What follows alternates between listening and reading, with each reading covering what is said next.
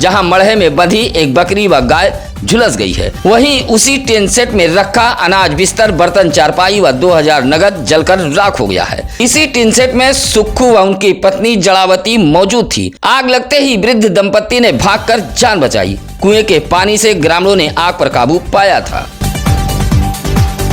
दुर्गागंज के रामनगर बूढ़नपुर गांव में एक अधेड़ व्यक्ति अपने ही मकान के बिस्तर पर मृत पाया गया है। सुबह अधेड़ को मरा देख परिजनों में कोहराम मच गया। उधर परिजनों ने अनहोनी की आशंका जताते हुए पुलिस को सूचना दी थी। मौके पर पहुंची पुलिस ने शव को कब्जे में लेकर पोस्टमार्टम हेतु भेज दिया था। रामनगर बूढ़नपुर की रहने वाली बिंदु सिंह ने बताया कि उसका 40 वर्षीय भाई संतोष सिंह सूरत में रहकर साड़ी का काम करता था। गाँव के ही कुछ लोगों ने संतोष सिंह को जमीन की रजिस्ट्री कराने के लिए गांव लेकर पहुंचे थे। संतोष सिंह 10 जून को अपने घर रामनगर बूढ़नपुर पहुंचा था। गुरुवार की रात भोजन कर वह अपने कमरे में सोने चला गया। सुबह बिस्तर पर ही मृत पाया गया था। परिजनों ने हत्या की आशंका जताते हुए पुलिस को सूचना दी है। भदोही तहसील के अभोली रामनगर ग्राम सभा में ट्यूबवेल के अभाव में किसानों की खेती नहीं हो पा रही है। सिंचाई के अभाव में खेत परती रह जाते हैं। खेती न होने से किसानों की जमीन धीरे धीरे बंजर होती जा रही है। रामनगर ग्राम सभा के किसान विशंभरनाथ शुक्ला, त्रिलोकीनाथ पांडे, जनार्दन पांडे, अनिल, विनय, भावेश, रामाधार ने गांव में ही प्रदर्शन करते हुए कहा कि ग्राम सभा में सरकारी ट्यूबवेल न होने के चलते हजारों एकड़ खेत परती रह जाते हैं। जमीन भी धीरे धीरे बंजर हो रही है। किसानों के लिए बारिश ही सहारा होती है। ट्यूबवेल न होने से खेती पिछड़ जाती है। वरुणा नदी भी सूख चुकी है। गांव के तालाब में अभी तक पानी भी नहीं भरवाया गया है। किसानों ने प्रदर्शन करते हुए रामनगर ग्राम सभा में सरकारी ट्यूबवेल लगवाए जाने की डीएम से गुहार लगाई है। गोपीगंज के लालानगर गांव में चल रहे 9 दिवसीय श्री राम कथा के 7वें दिन भगवान राम के बाल लीलाओं की कथा सुनाई गई। सीतामढ़ी बनकट के कथावाचक मनोज कुमार शास्त्री ने भगवान राम के बाल लीलाओं का वर्णन किया तो पंडाल में बैठे श्रद्धालु भाव विभोर हो गए। कथा शाम 6 बजे से रात 8 बजे तक चल रही है। ग्रामीणों के सहयोग से श्री राम कथा का आयोजन कराया जा रहा है। पंडाल को भव्य तरीके से सजाया गया था। इस मौके पर राजेश दास जी महाराज, विकास तिवारी, अभिषेक, आशीष, नागेंद्र आदि लोग मौजूद रहे। औराई ब्लॉक का माधो सिंह ग्राम सभा पूरी तरह बदहाल है। ग्राम प्रधान व सचिव आंख मूंदे बैठे हुए हैं।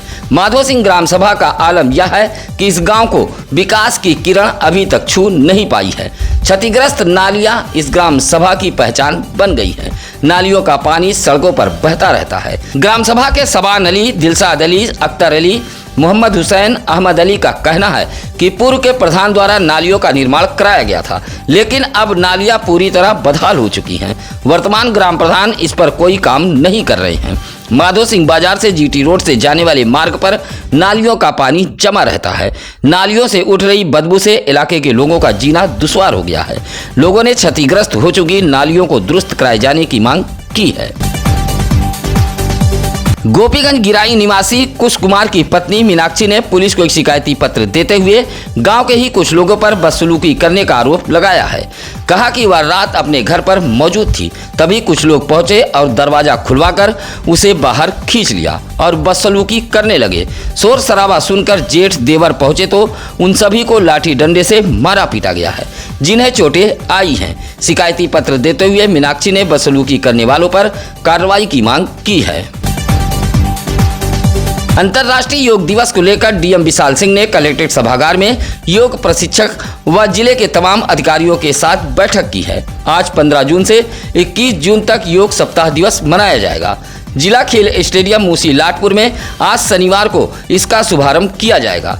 डीएम ने योग अभ्यास स्थल पर व्यवस्थाएं सुधारने का अधिकारियों को निर्देश दिया है। 1 सप्ताह तक चलने वाले इस योग दिवस के मौके पर अलग अलग कार्यक्रम आयोजित किए जाएंगे। कहा कि योग को लेकर लोगों को प्रेरित किया जाए। बैठक में सीडीओ यशवंत कुमार सिंह, अपर पुलिस अधीक्षक doctor Tejveer Singh, CMO doctor Santosh Kumar Chak आदि मौजूद रहे।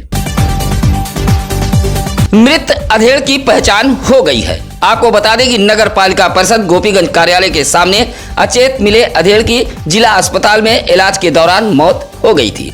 पहचान न होने से पुलिस ने शव को कब्जे में लेकर मोर्चरी हाउस भेज दिया था, जहां शुक्रवार को अधेड़ की पहचान हो गई है। वह भदोही शहर के रामरायपुर निवासी विशंभर नाथ राय का 45 वर्षीय पुत्र संजय राय बताया गया है। प्रयागराज के एक पेट्रोल पंप पर रहकर संजय राय काम करते थे। पोस्टमार्टम के बाद जब उसका शव रामरायपुर पहुंचा तो परिजनों में कोहराम मच गया। संजय राय को 13 वर्ष का पुत्र व 8 वर्ष की पुत्री है। गोपीगंज इलाके के बैदाखात चितईपुर गांव में मिट्टी गिराते समय एक ट्रैक्टर ट्राली पलट गई। ट्राली पलटते ही हड़कंप मच गया था। शुक्रवार की दोपहर लगभग 2 बजे ट्रैक्टर चालक मनीष शुक्ला चितईपुर गांव निवासी मुरलीधर बिंद के यहां मिट्टी गिरा रहा था, तभी ट्राली पलट गई। जेसीबी के जरिए ट्राली को सीधा किया गया था। संयोग अच्छा था कि ट्रैक्टर ट्राली के पास कोई मौजूद नहीं था, अन्यथा बड़ा हादसा हो सकता था। भदोही शहर के महबूबपुर कुकरौठी निवासी सिकंदर कुमार धीवर ने पुलिस को शिकायती पत्र देते हुए जानमाल के सुरक्षा की गुहार लगाई है।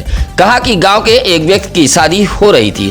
शादी के दौरान ही वर व कन्या पक्ष वालों से विवाद हो गया, जिससे शादी टूट गई। लेकिन अब विपक्षी शादी टूटने का आरोप उस पर मढ़ रहे हैं और लगातार धमकी दे रहे हैं। सिकंदर कुमार धीवर ने पुलिस को शिकायती पत्र देते हुए कार्रवाई किए जाने की गुहार लगाई है। ज्ञानपुर कोतवाली इलाके के बलभद्रपुर कटेबना की रहने वाली माया विश्वकर्मा नामक एक महिला ने गांव के ही कुछ लोगों पर मारने पीटने का आरोप लगाया है। कहा कि वह अपने मायके पिता की भूमि पर बलभद्रपुर कटेबना में रह रही है। कहा कि वह अपने टीन सेट के कमरे में खाना बना रही थी, तभी विपक्षियों ने आकर उसे मारा पीटा है। पुलिस को शिकायती पत्र देते हुए माया विश्वकर्मा ने कार्रवाई की मांग की है। शुक्रवार को जनपद न्यायालय के अधिवक्ताओं का एक प्रतिनिधिमंडल डीएम से मुलाकात कर साथ ही अधिवक्ता पर 151 के तहत की गई कार्रवाई की निंदा की है। डीएम से मुलाकात कर अधिवक्ताओं के प्रतिनिधिमंडल ने बताया कि भदोही कोतवाली इलाके के जमनीपुर अडगमा उर्फ मोड़ निवासी अधिवक्ता शक्ति शंकर कन्नौजिया के गाँव में एसडीएम भदोही लेखपाल व इलाकाई पुलिस गई हुई थी। अधिवक्ता के साथ दुर्व्यवहार किया गया है और 151 के तहत कार्रवाई की गई है। इस बात से अधिवक्ताओं के प्रतिनिधिमंडल ने नाराजगी जताई है। इस मौके पर डिस्ट्रिक्ट बार एसोसिएशन के अध्यक्ष सूरदत्त पांडे, मजहर शकील आदि अधिवक्तागण मौजूद रहे। गोपीगंज के ज्ञानपुर रोड रेलवे स्टेशन के पास रेलवे विभाग का ड्रोन कौतूहल का विषय बना रहा। भारी भरकम ड्रोन देखने के लिए तमाशबीनों की भीड़ जमा हो गई थी।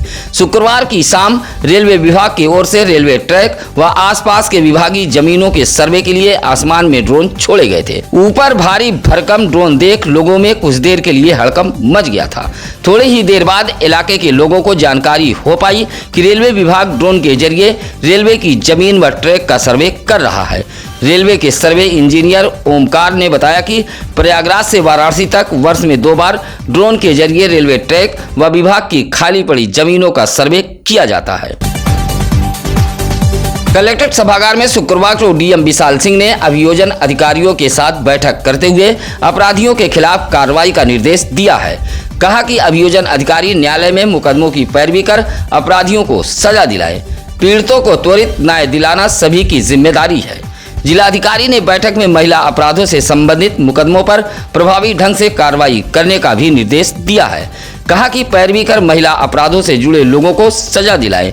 बैठक में अपर जिलाधिकारी कुंवर वीरेंद्र मौर्य, अपर पुलिस अधीक्षक डॉक्टर तेजवीर सिंह सहित अभियोजन अधिकारी भी मौजूद रहे।